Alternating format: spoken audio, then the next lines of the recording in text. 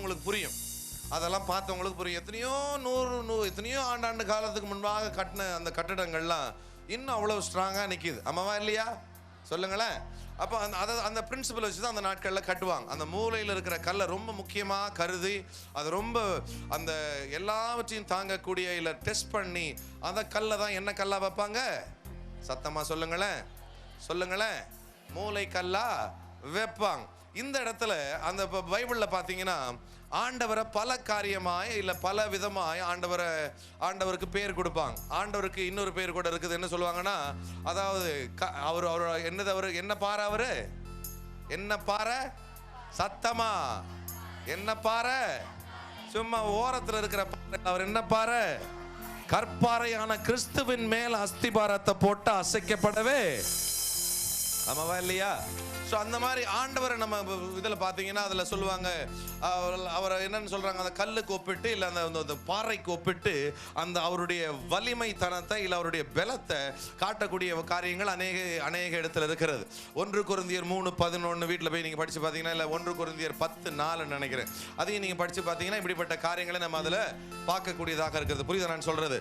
So அப்போ அந்த நாட்களில் பார்த்தீங்கன்னா இவங்க எல்லாம் இஸ்ரவேல் ஜனங்கள் மேசியா வரட்டும் என்ன பாருங்க பாப், எல்லாரும் என்ன பாருங்க பாப். நான் இஸ்ரவேல் தேசத்துக்கு போனப்போ, நான் சொல்லியிருக்கேன் தெரியல உங்க மத்தியில், நான் இஸ்ரவேல் தேசத்துக்கு போனப்போ அங்கே ஒரு செவர் இருக்கு.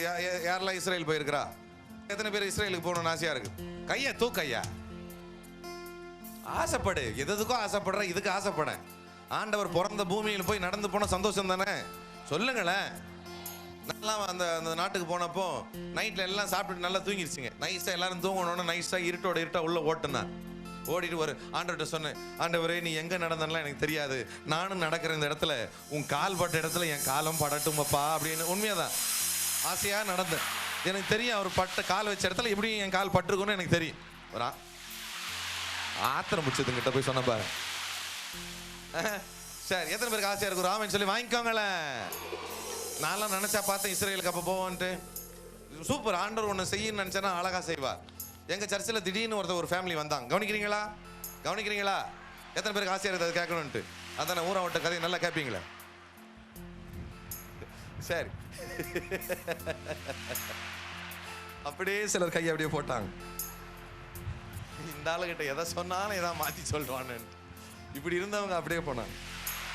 சரி, எங்கள் ஒரு ஃபேமிலி ஆசையாக வந்தாங்க.